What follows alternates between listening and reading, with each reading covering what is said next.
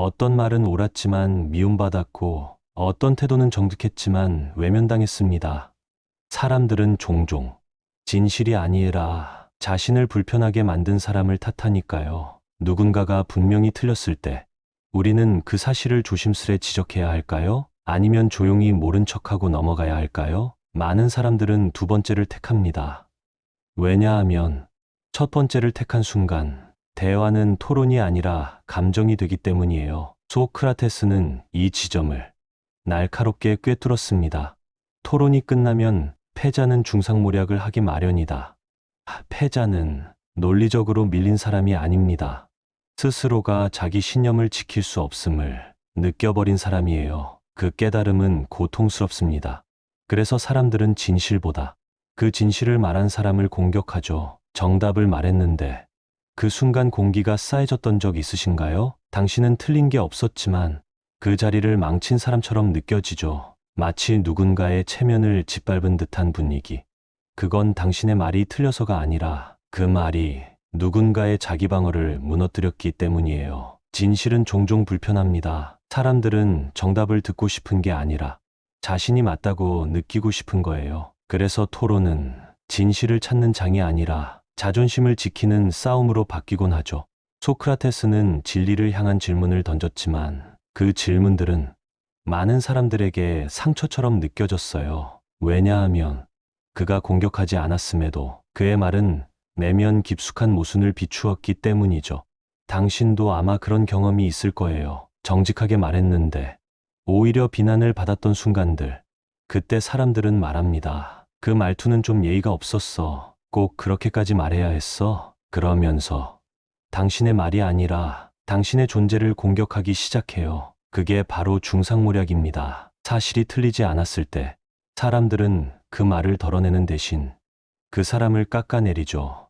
그러니 당신이 진실을 말하고도 사람들로부터 멀어졌다면 그건 실패가 아니에요. 오히려 그 순간 당신이 진짜 중심을 건드렸다는 증거일 수 있어요. 물론 그것은 외로운 길이에요. 소크라테스도 진리를 향한 질문 끝에 고립되고 고발당하고 결국 죽음까지 마주했어요. 하지만 그는 물러서지 않았어요. 왜냐하면 그는 진실을 말하는 사람이 아니라 진실에 책임지는 사람이 되고 싶었기 때문이에요. 당신은 어떤 사람인가요? 모두가 좋아하는 말만 하는 사람인지, 아니면 불편함을 감수하더라도 진심을 택하는 사람인지. 진실은 늘 고독을 동반합니다. 하지만 그 고독 끝에 남는 건 사람들의 박수가 아니라 스스로에게 부끄럽지 않은 하루들이에요. 당신이 맞는 말을 했는데도 상대의 얼굴이 굳어졌던 순간이 있나요? 말끝이 짧아지고 분위기는 싸늘해지고 그 다음부터 대화는 흐르지 않았죠. 당신은 생각합니다. 내가 틀린 말을 한 것도 아닌데 왜 저러지? 하지만 그 질문은 방향이 달라요. 틀렸는지가 아니라 상대를 불편하게 했는지가 더 먼저였기 때문이에요. 소크라테스는 사람들의 마음이 진실보다 자존심을 먼저 지킨다는 걸 너무나 잘 알고 있었어요. 그래서 그는 누군가를 논파했을 때조차 승리하지 않았어요. 오히려 그 순간 상대는 얼굴을 붉히거나 자리를 피했고 때로는 그를 모욕하고 고소하기까지 했죠. 그는 승자였지만 항상 외로운 승자였어요. 우리는 토론이라는 이름 아래 진실을 찾는 듯하지만 사실은 나를 지키기 위한 전투를 벌이고 있어요. 그 전투에서 지면 자기 자신이 무너진 듯한 공허가 찾아오죠. 그때 많은 이들은 상대가 옳다는 걸 인정하는 대신 상대를 싫다고 말합니다. 감정이 논리를 밀어낼 때 진실은 대화에서 소외돼요. 그래서 사람들은 그 사람 말이 맞긴 한데 싫어 라는 식의 결론에 도달하죠. 당신이 그 말이 맞는 사람이었다면 그 다음에 이어지는 건 찬사가 아니라 회피일 수 있어요. 그리고 때로 그 회피는 중상모략이라는 이름으로 바뀌기도 해요. 그 사람은 좀 과해. 지 잘난 맛에 사는 사람이야. 이런 말들은 사실 그 사람이 옳았다는 고백의 다른 형태예요. 소크라테스는 그 모순을 끝까지 마주한 사람이었어요. 그는 상대의 논리를 꺾기 위한 목적이 아니라 진실에 닿기 위한 도구로 질문했어요. 하지만 사람들은 그의 침착한 말보다 그 말이 흔들어버린 자기 내면을 더 크게 느꼈죠. 그래서 그는 진실을 가장 가까이에서 말했지만 사람들과는 가장 멀리 떨어진 자리에 서게 되었어요. 당신은 지금 어떤 자리에 서 있나요? 사람들의 마음을 먼저 챙기는 사람인가요? 아니면 그 마음과 충돌하더라도 진실을 붙드는 사람인가요? 모두를 만족시키는 말은 때로 모두에게 아무런 울림도 주지 못해요. 반대로 한 사람에게 불편함을 줄지라도 그 말이 진심이라면 언젠가는 기억 속에 남게 돼요. 소크라테스는 기억에 남는 말을 택했어요. 지금은 외면당할지라도 시간이 그 말을 대신 품어주리라는 걸 그는 알고 있었던 거예요. 그리고 당신도 지금 그 길 위에 서 있다면 외면받는다고 주저하지 마세요. 당신이 지킨 말의 무게는 누군가의 침묵 속에서 조금씩 깊어지고 있을 테니까요. 우리가 말로 이겼다고 느낄 때 그 자리에 진짜로 남는 건 승부의 결과가 아니라 서로의 태도예요. 당신이 아무리 옳은 말을 했더라도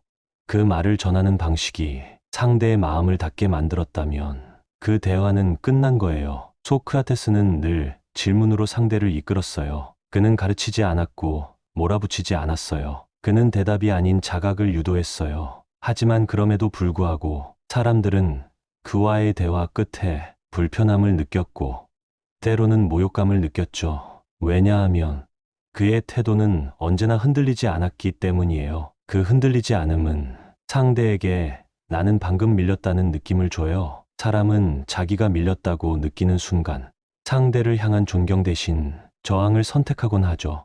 진실을 말했지만 무례하다고 여겨지고 정확히 짚었지만 고투리를 잡는다고 오해받고 그럴 때 우리는 이기고도 미안해지고 맞고도 고립되죠. 왜일까요? 우리는 본능적으로 논리보다 감정을 먼저 기억하기 때문이에요. 사람들은 토론의 결론보다 토론 도중 느낀 감정을 더 오래 간직해요. 그때 그 말투는 좀 날카로웠어. 표정이 비아냥 같았어. 그 사람은 맞긴 맞는데 불편해. 그 평가는 당신의 논리를 평가하는 게 아니라 당신이라는 존재 방식을 바라보는 눈이에요. 소크라테스도 그 평가에서 자유롭지 않았어요. 그는 아테네의 지혜로운 사람으로 불리면서도 동시에 젊은이들을 혼란에 빠뜨리는 자로 비난받았어요. 진실을 말하는 사람에게 항상 좋은 이미지가 따라오는 건 아니에요. 오히려 더 많은 오해와 왜곡이 따라붙기도 하죠. 당신도 그런 순간이 있었을 거예요. 정확히 조용히 진심을 말했지만 사람들은 당신의 말이 아니라 당신의 태도를 문제 삼았던 순간, 그럴 때 기억하세요. 논쟁의 끝에는 정답이 남는 게 아니라 사람의 기억이 남는다는 것을. 그 기억은 당신이 옳았는지를 따지기보다 당신이 그 옳음을 어떻게 말했는지를 떠올릴 거예요. 소크라테스가 끝내 독배를 마신 것도 그의 진심이 틀렸기 때문이 아니라 그 진심이 너무 앞서 있었기 때문이에요. 그의 존재는 말보다 빠르게 다가왔고 사람들은 준비되지 않은 마음으로 그의 진실을 받아들여야 했어요. 그 부담이 결국 그를 고립시켰죠. 당신도 지금 그런 부담을 누군가에게 주고 있다면 자책하지 마세요. 진실은 때로 불편하지만 그 불편함 속에서만 진짜 변화가 시작되거든요. 우리는 가끔 믿고 싶어요. 진실을 말하면 언젠가는 통할 거라고, 지금은 아니어도 시간이 지나면 사람들이 알아줄 거라고. 하지만 소크라테스는 달랐어요. 그는 진실을 말했고 시간이 지나기도 전에 죽임을 당했죠. 그가 한 말은 논리적이었고 모순을 꿰뚫고 있었지만 사람들은 그를 추앙하기보다 피해자처럼 여기고 적대시했어요. 왜일까요? 진실은 누군가가 곧장 받아들이기엔 너무 날카로운 경우가 많기 때문이에요. 진실은 단단한 거울이에요. 그 거울에 비친 자신의 모습을 받아들일 준비가 되어 있지 않다면 사람들은 거울을 깰 뿐이에요. 그리고 그 거울을 든 사람이 당신이었다면 사람들은 그 사람을 먼저 부수려 하겠죠.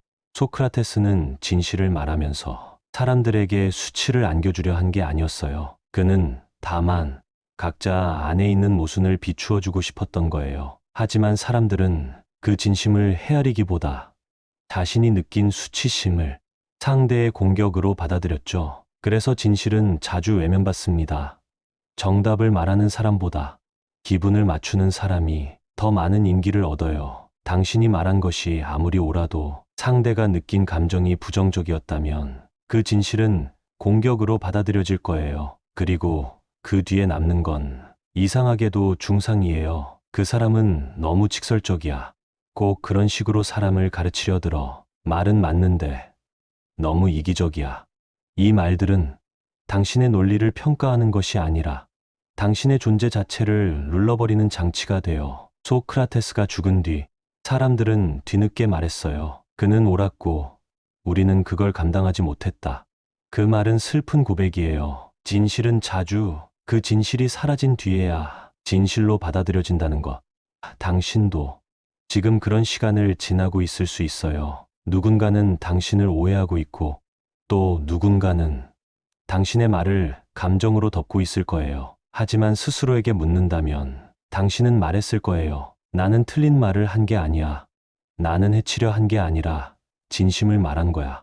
그 말이 진심이라면 언젠가는 반드시 누군가의 마음에서 다시 떠오를 거예요. 그리고 그때 그 사람은 당신을 떠올리며 이렇게 말할 거예요. 그때는 몰랐지만 그 사람이 옳았어. 그 한마디는 당장 오지 않겠지만 진실은 늘 천천히 돌아와요. 누군가의 입에서 나온 말이 당신의 마음을 찌른 적이 있나요? 순간적으로 얼굴이 화끈거리고 뭐라고 반박해야 할지 몰라서 말문이 막혀버린 적. 그 순간 당신은 그 말을 받아들이기보다 그 말을 한 사람을 미워하고 싶어졌을지도 몰라요. 그게 인간이에요. 우린 본능적으로 자신을 지키기 위해 진실보다 감정을 먼저 택하곤 해요. 소크라테스는 그걸 수없이 겪어본 사람이었어요. 그는 가르치려 하지 않았고 비난하려 하지 않았어요. 그저 질문했을 뿐이죠.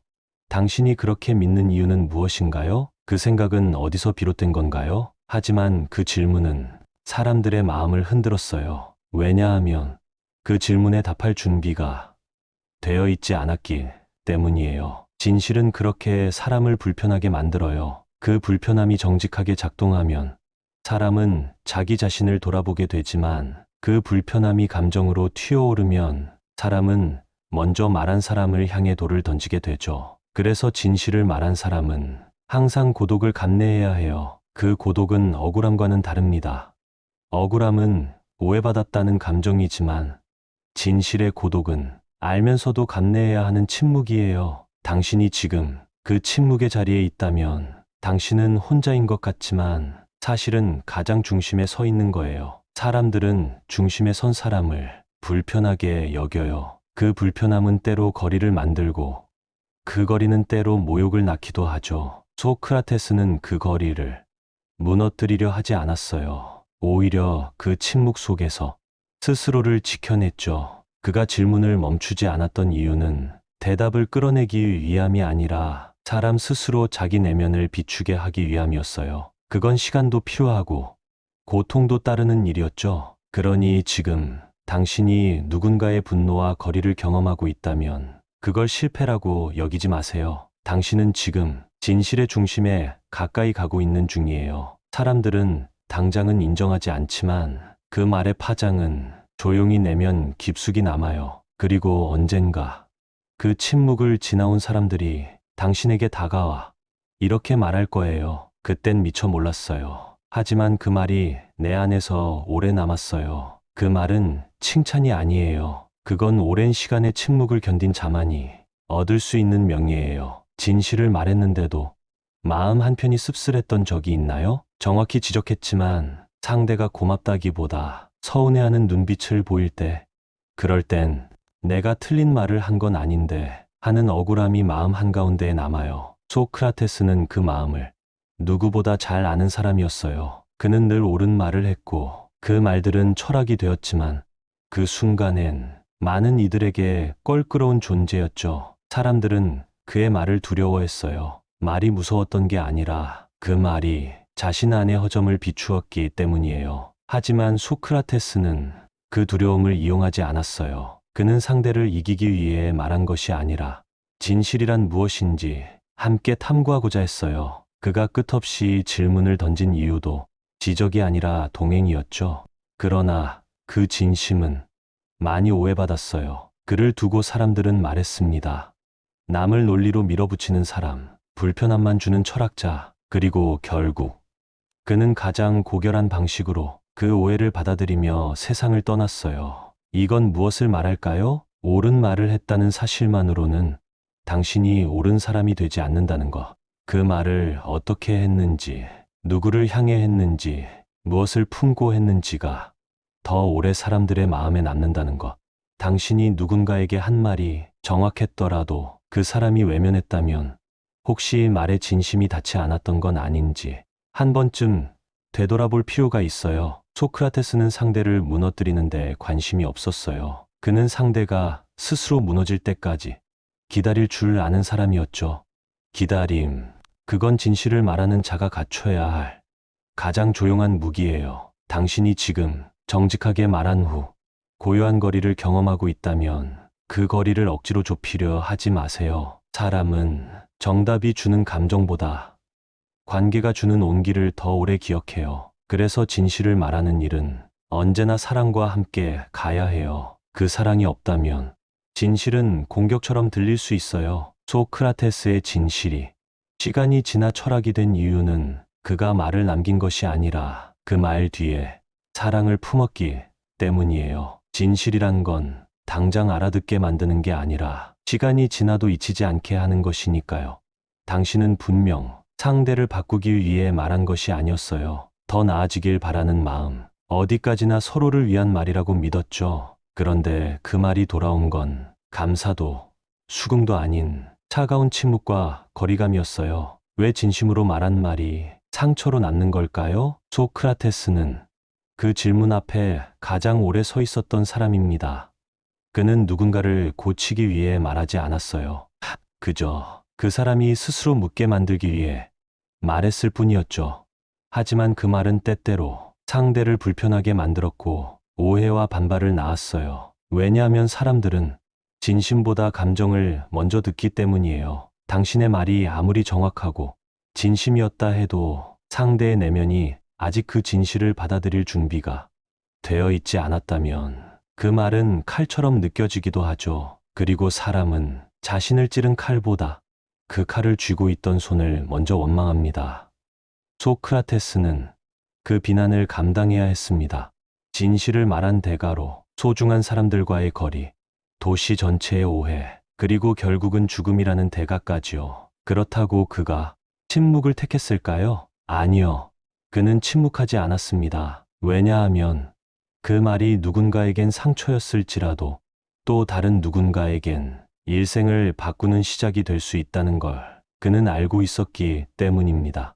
그래서 그는 진심을 말하는 사람은 상처를 주는 사람이 아니라 깨어나게 하는 사람이라고 여겼어요. 때로 깨달음은 쓰라림과 함께 오니까요. 당신도 지금 누군가에게 그런 말의 자국을 남겼을지 모릅니다. 상대가 지금은 당신을 외면하고 있을지라도 그 말이 잊히지 않는다면 그건 상처가 아니라 내면의 울림으로 작동하고 있는 중일지도 몰라요. 진심을 말한 사람은 항상 외롭습니다. 왜냐하면 그 말이 당장 받아들여지지 않을 걸 알면서도 그 말을 멈출 수 없기 때문이에요. 그건 고집이 아니라 신념이에요. 소크라테스는 그 신념을 꺾지 않았고 그 침묵의 시간을 견뎠습니다. 그래서 그의 말은 그가 사라진 후에도 사람들의 영혼을 흔들고 있죠. 당신도 지금 그런 침묵을 견디고 있다면 언젠가 누군가가 당신을 떠올리며 이렇게 말할 거예요. 그 사람은 나를 찔렀지만 그 찔림이 없었다면 나는 여전히 잠들어 있었을 거야. 그 한마디는 당신이 감당한 고독을 명예로 바꿔줄 거예요. 말을 꺼내기 전 이미 알고 있었죠. 이 말을 하면 상대가 좋아하지 않을 거라는 걸. 그럼에도 불구하고 우리는 말합니다. 왜냐하면 그 말이 당장의 평화보다 서로에게 더 오래 필요한 진심이라고 믿기 때문이에요. 하지만 결과는 자주 우리가 떠나는 것으로 끝이 납니다. 소크라테스도 그랬습니다. 그는 사람들 곁에서 끝없이 대화를 시도했지만 결국 그들의 대화 바깥으로 조용히 밀려나고 말았죠. 진실을 말하는 사람은 늘 미리 고독해져야 합니다. 왜냐하면 그가 꺼낸 말은 지금 이곳의 분위기를 깨뜨리고 사람들의 마음을 흔들기 때문이에요. 그가 떠나는 게 아니라 사람들이 그를 멀리하는 것이지만 결국 떠나는 자는 진실을 말한 사람 쪽이에요. 사람들은 그 부재를 처음엔 해방처럼 느낄지도 몰라요. 불편한 질문이 사라졌고 더는 조용히 고개 숙이지 않아도 되니까요.